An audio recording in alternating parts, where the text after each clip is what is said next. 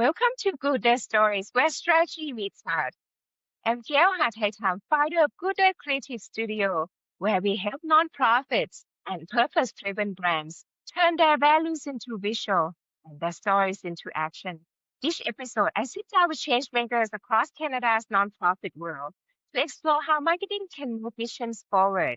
This podcast is here to help you share your story with more clarity, creativity, and confidence. Today, I'm excited to welcome Louise Bwandinga, a fundraising and communication professional with a passion for community-driven change. With experience in climate advocacy, stakeholder engagement, and nonprofit development, she currently supports sustainable initiatives at Green Calgary. Louise holds a political science degree from the University of Calgary and brings a collaborative, inclusive approach to building a resilient communities and driving practical solutions. Louise, I'm so excited to have you here today. Yeah, thank you so much for having me and for inviting me to this and for the beautiful introduction. You're welcome. So let's dive into your journey and hear more about the impact that you're making. Hey, yeah, let's do it. So for listeners who may not be familiar with Green Calgary, can you give us a little snapshot about the organization and what you do and how you support Calgarians in building sustainable communities? Yeah, for sure. So I like to talk about Green Calgary in a couple different ways. The first thing I would say is that Green Calgary is a registered charity. We've been around for a while, since 1978, and we support Calgarians to protect and preserve their environment through different programs and services.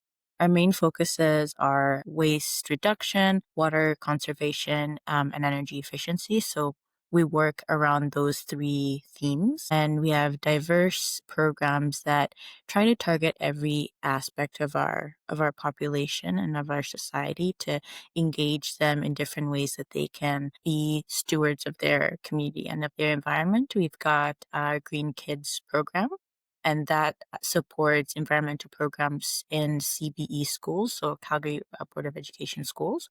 And then we've got our Green Workplace program that focuses more on businesses, so supporting them to reduce their waste. And then we've also got our Green Homes and Communities program, and that is more like community focused, and our adult education programs where we actually got into the community and we give them the resources and the services that they need to really equip them to take on this task. So that's the formal idea of what Green Calgary is.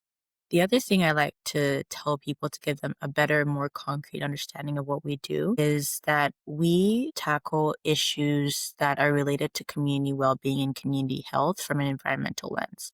So whether it's talking about food insecurity, whether we're talking about housing affordability, cost of living, and things like that. We try to help Calgarians tackle those issues, but from an environmental standpoint. So that's another thing. And then the last thing I say usually is that something that's really cool about Green Calgary is that we recognize, especially in terms of topics like climate change and the environment, these are becoming, and have been contentious issues, especially within the realm of politics. So not everyone is willing to go and lobby government or to, um, go and protest and that sort of thing.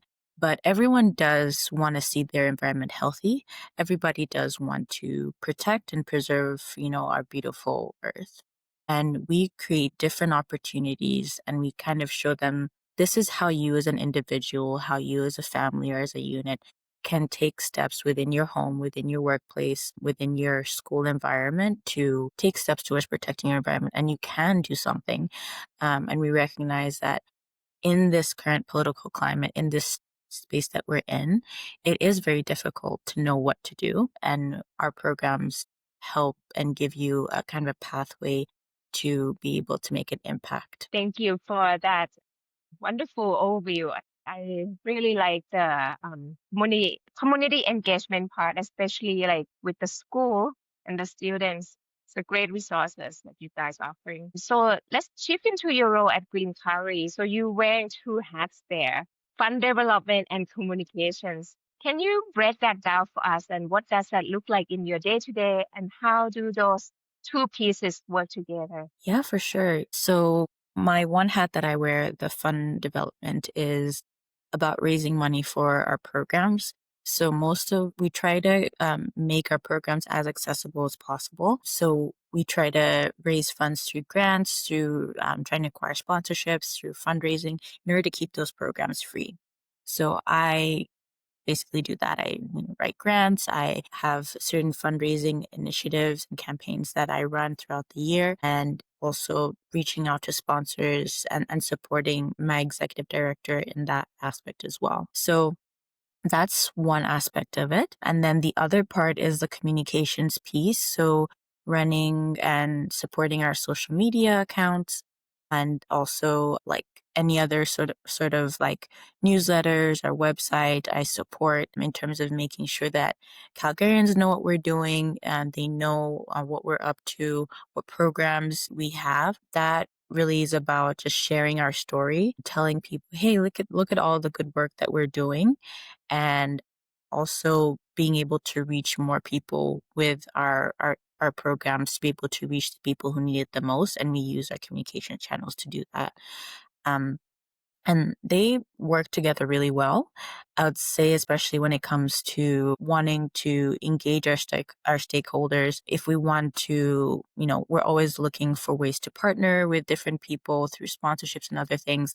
And the best way to get people to know who we are is by sharing, through our newsletters, through our social media. The best way to engage people, engage new audiences, is sharing like, hey, we have this cool program running, you can register in your community or something like that, through our social media, through our website. So yeah, those two really come together when I'm doing fundraising campaigns. You know Social media is really important in terms of reminding people like, hey, please donate to this cause. And those two kind of are married together pretty well. Yeah, definitely. So I hear that you're doing a lot of stuff and with like limited resources, limited budgets. How do you decide where do you put your time or resources? Like where would be the best to make the impact or move the needle? Yeah, this is an interesting question, and I was thinking about this. And when it comes to figuring out, where to put your time, it's very interesting, because the best way I can explain it to someone who's not in that space is that every aspect of this kind of has its own timeline, and it's your job to sort of figure out how best to engage them at their most optimal time. So I would say that, for example, like when you're writing grants are something that you really do need to put your time towards, and the majority of your time towards, because they have the biggest return, of course. And, with that, grants have different schedules, we have different grant cycles, so they have their own timeline. When you're reaching out to donors, they have their own timeline of when they're starting to look at who we're going to partner with. And social media as well. We have our staff that have different events. We have our programs that need to be promoted or shared at different times. So it's really about understanding what the timeline is for each of those things, and then trying to figure out when is the most optimal time to focus on that. I think would be the simplest way I would explain it. The second thing too is, I don't want people to think, oh, I'm doing this all on my own. Definitely not. I bug a lot of my team to help and support me. So I think it's very much about, what are other people needing my support with? What am I needing people's support with as well? And kind of managing that as well. But it's something that I feel like continuously figuring out. Other people I've talked to, because this is something I ask people like, hey, how do you manage this? And people who are in my similar role, and it's something that's always evolving and changing. Yeah, it's an interesting juggling of things, I think, for all of us, that in that sense. So Hmm. It's all about balancing the priorities, right? yes, exactly. So Green Calgary itself has such a long history. Green Calgary has been around since 1978, I believe, and that's over 45 years of impact. So I would love to hear, how do you honor that legacy while making sure your communications feel fresh and relevant for today's audience? Yeah, for sure. That's a great question.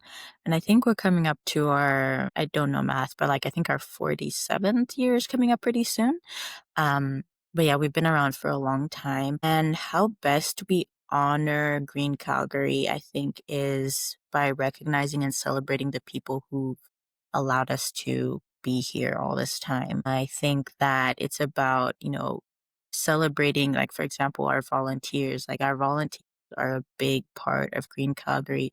Like, the people we serve also serve us. So I think that the best way that we honor them is to celebrate them and to make sure that their work is seen. And it's also about, recognizing where we started and continuing to, remind people that this started as a initiative of like people from within like the city wanting to do a cleanup, a river cleanup, and the response and people coming out to that was so good that they decided like wow, people really care about this, so let's start our own thing.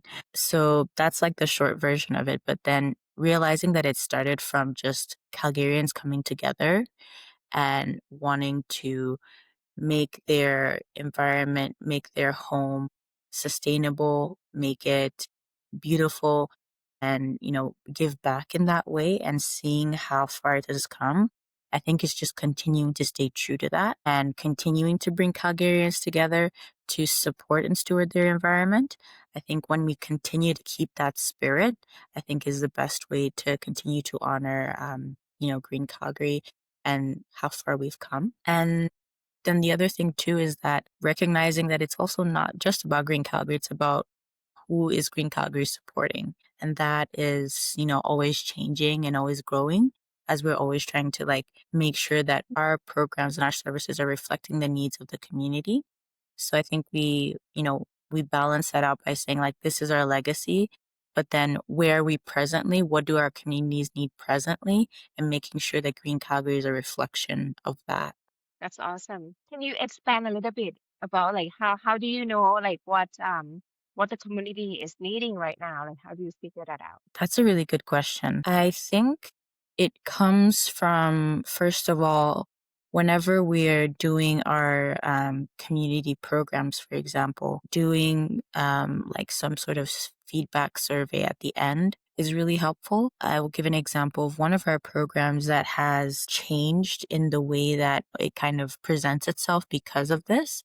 So, our Spill the Beans program is a food waste reduction program. And we initially started that program in 2023, focusing on food waste. We recognizing that there's a growing food waste program, and most of that food could have been eaten, so it's unnecessary food waste. So we have a program that supports people to better understand how to more efficiently use their food resources. So we started this program, started delivering it to community members. And then we realized that even though that is a very noble cause in a sense and something that's very important to the environment, it wasn't really resonating with our community members.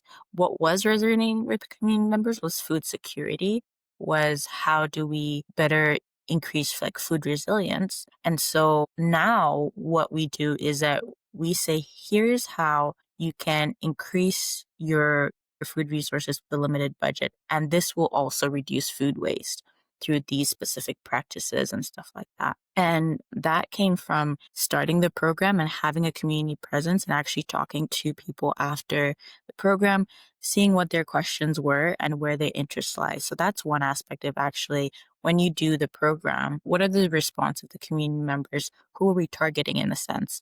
It first started with, community associations, and but then we realized actually a lot of the people who need this is like newcomers and immigrants who are not familiar with Canadian food systems and things like how to shop wisely, preservation methods. That's something that is potentially new to a lot of people who are here for their first, second, third year. So being present with the community that you're trying to serve and asking for feedback is really important. I think that that's one aspect of it. And then also being in touch with the other organizations who are doing similar work to you and collaborating with them in that sense.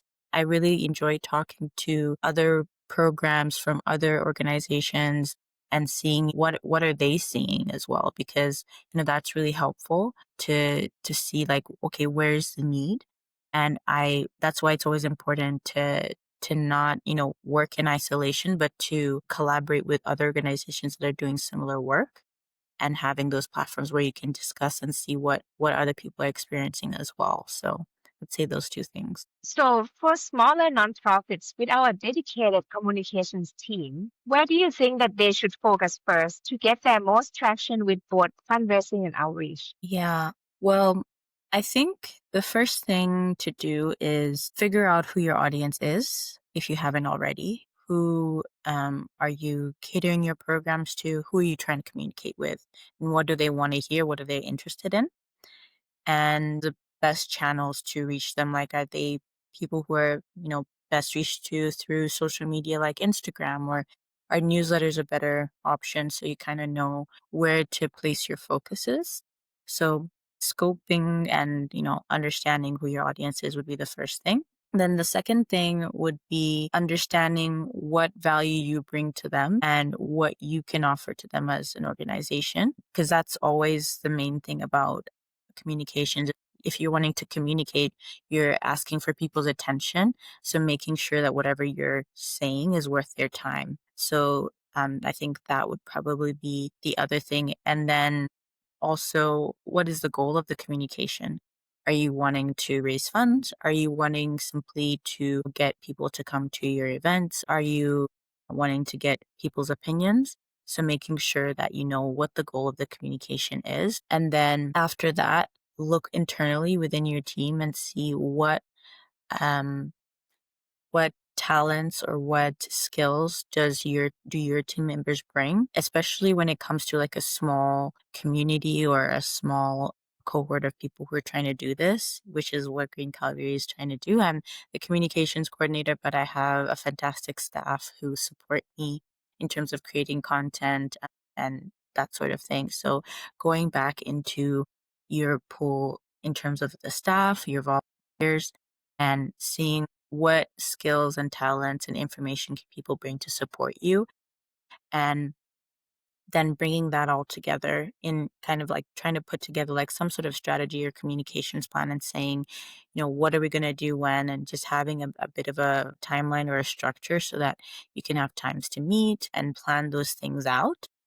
Then I would say the other thing too is, and these are just a few things, like, in terms of communication, there's a wealth of things that you can put together, but these are kind of, I feel like maybe like the essential, maybe foundational things that people should think about.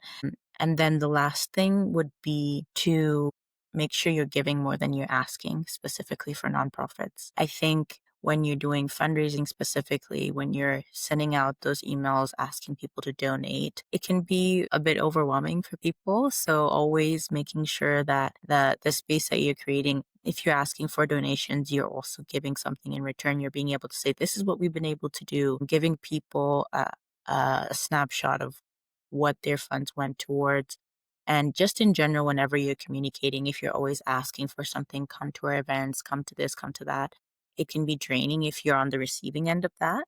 So making sure that there's a balance of giving, whether it's giving information, sharing, good content, sharing opportunities that people can get involved in. So really just making sure that that is really balanced and that you're giving more than you are taking. And that's awesome. I love that, especially the last part, the giving and receiving, the balance of that. I think sometimes we forget about that. So a big part of your work is stakeholder engagement. Can you tell us what does that look like in practice, and how do you make sure community voices are really shaping the work? Yeah, stakeholder engagement is a big word that is thrown around a lot. But in essence, what we're talking about is reaching out to whoever is connected to your program, either the people who you're wanting to serve or the people who you need support from to serve those people and to meet the goals of your organization, right? So there's kind of two aspects of that. So when it comes to reaching out to the people who you'd like support from, who you'd like to collaborate with, it's about building relationships. It's about sending consistent communications about, this is what we're doing, this is what we can offer you, and uh, finding ways to meet with the people behind those organizations and make that contact. So I would say that's probably the first part, is building relationships, and a day-to-day is sending emails, sending newsletters, doing social media posts, making sure that people understand what you're trying to do, making sure that you're building relationships with the people who you want to work with, and finding out how best to reach out to them. So that's one way to kind of simplify it and boil it down. Then the other aspect of that is the people who you want to serve. So that's when the aspect of community voices and making sure that, people are well supported comes in. And that goes back into something that I was talking about earlier, which is making sure you're understanding the need and then also empowering them to be able to meet their needs once you're not there, and making sure that that support is not, I guess the right word I would use is temporary and extractive, where in the sense you're going in and then you're leaving. I think that is probably really important. It's about how do you go into those areas and empower the people to who you're supporting to continue to lead those initiatives, maybe once they've completed the program. And that also has to do with relationship building. It's about connecting with those people, connecting with those potential leaders who can carry on the work that you're doing, and making sure that there's longevity in that way, making sure that they're shaping the services that we want to give, and asking them, is this working? What are the issues that you guys are currently facing? Does this make sense? So in some of our programs, like the ones where we're supporting community newcomers, we get feedback that says, we still have some more work to do in terms of creating information that is for people who have no Canadian context, and creating more information that's is easy to digest for English language learners, ELL learners. So I think that is part of it too. And I think what I'm trying to say is that there's two aspects of it, and both of them really have to do with strong relationship building, and you can do that in different ways. So collaboration and inclusivity are central to your approach, I hear. So from your perspective, what does authentic inclusion look like in nonprofit communications and fundraising? Yeah, so with inclusion, that's an interesting word. I think it's been used around a lot, and a lot of the times we don't really know what it means. It's a nice word to the ear, but I think the first thing that you really need to think about is, who are you trying to include? Inclusion doesn't necessarily mean all people, because maybe the specific work that you're doing is for a specific kind of people. Who are you trying to involve who has been previously excluded? Why are you trying to involve them? Do they need to be involved? I think is the first thing to think about when you're wanting to look at authentic inclusion. It is not just inclusion for the sake of inclusion, or including that word in your communications because it sounds nice, but really trying to replace that word with, who are we trying to empower? What do they need? Is this what they asked for in that sense? So I think when it comes to authenticity, those are the things you can think about. So now I would like to zoom out a little bit from your work at Green Calgary and talk about your own journey, because you have a pretty interesting and unique journey. So you study political science and focus your honors thesis on energy policy. How did that experience shape your path, and what pulled you toward climate advocacy and community development? Yeah, for sure. So I think with my journey coming in, starting at from political science, I was very interested in things like policy development, things that would lead to just, what procedures can we put in place to improve quality of life. That is what I was looking at. So from a political science lens, what government structures are we putting in place? What policies are we putting in place? And what current structures of power are hindering that? So that's what I was looking at. So going from that perspective, landed on what I guess one could call resource management. So a lot of what determines quality of life is how resources are used. That's why I went into things like energy, oil and gas. I was very interested in that because that really determines a lot of things in terms of how people are able to share resources.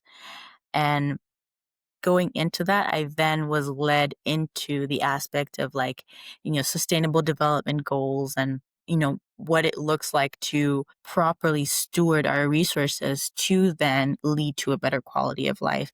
So that's kind of how I got into this aspect of things. And I had an internship during my university at the Office of Sustainability at the University of Calgary. And I realized that a lot of the principles that I feel are important, when considering these things were being talked about in the space of sustainability, in the space of environment, in the space of climate change. So I think that in terms of what I was interested in, was really aligning with this space. And that's kind of how I ended up here. And yeah, I think that it's interesting because a lot of people come from like an environmental science background. I come from the more like social science and arts and humanities background, which is both very relevant. And I think we both bring, important things to the table and we're able to work together quite well. But yeah, that's kind of how I found myself here. That's awesome. It's always nice to have a mix of different perspectives to collaborate together. So, what excites you most about working in sustainability here in Calgary, especially when it comes to community-driven solutions? Yeah, for sure. I think there are many exciting things happening in Calgary, and the biggest thing that I'm excited about is working with the people within Green Calgary and different organizations, and the people who are running those organizations are all so amazing, and I'm always so inspired by the work that they're doing. And there's a vibrancy and a youthfulness about Calgary that I think is really nice. And I think that it's also interesting within the context of Alberta. A lot of people think, oh yeah, we're the oil and gas, province, and that's really entrenched into our identity and our culture. And that has also made it really interesting to see the environmental aspect of it coming out as well. And even outside of that, people who are trying to show that we're not just oil and gas, right? And we actually have a very, we're continuing trying to diversify and develop our economy and our communities to be able to take charge of different opportunities. And that's made Calgary a city of a lot of opportunity, a city of innovation, and a city where a lot of people are starting to look at us and see, what's going on there? What's happening in Calgary? And yeah, I'm just really excited to be a part of that. And at the end of the day, I'm just excited about the people. I feel like the people that I've been able to meet in this role, from the people at Green Calgary to people who are doing other work within the same climate space, within the community development, and the fact that they genuinely care about the work that they're doing, I think is really the most amazing part.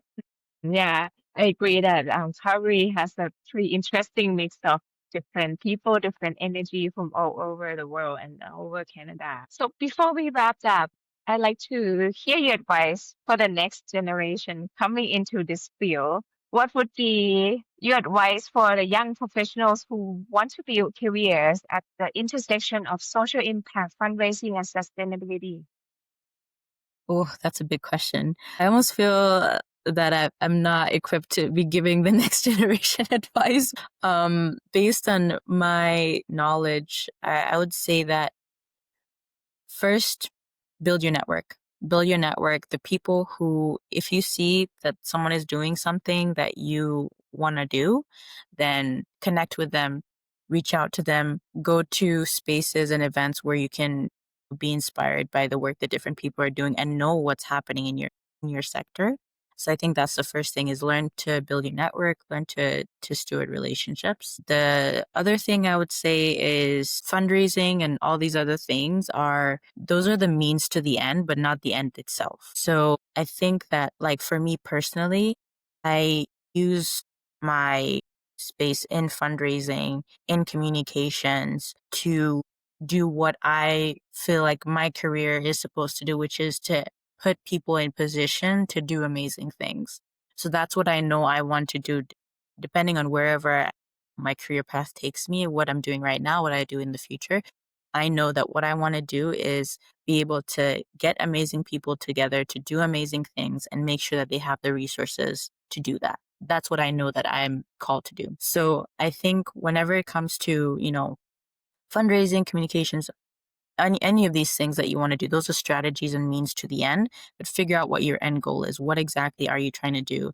And then within that like those aspects and the stuff that we're doing in like our specific roles and titles, that is the strategy and the toolbox from which you're pulling out of to meet that end. So I think, yeah, that would probably be the advice that I would give is build your network and always try to improve the skills that you have, but then also have a full view of what you're trying to do, knowing that your role is the means to the end that you're trying to achieve and making sure you're knowing that end. Hmm. Thank you for that. And to that note, like, what would be the best way for people to connect with you? Yeah, for sure. So you can always message me directly through my LinkedIn. Or if you want to learn more, reach out directly to Green Calgary. You can reach out through our info@greencalgary.org email or through our Green Calgary LinkedIn as well. And if there's maybe a specific person that you want to speak to on our team as well to get more information, then you can always go to our Green Calgary website. We have our team page where we have all the contact information of our team. So you can reach out there as well. Thank you. I'll make sure to link those in our description. So, Louis, thank you so much for sharing your work and your journey, your perspective with us today. I love how you connected your academic background, your passion, and community-driven solutions. It's such an inspiring mix. And to you, to our listeners, thank you for tuning in to this episode of GOODER Stories. If you enjoy the conversation, be sure to subscribe and share it with someone who be inspired by Louis' story. And that's a wrap for another GOODER story. Until next time, keep making stories worth sharing. Bye. Thank you so much.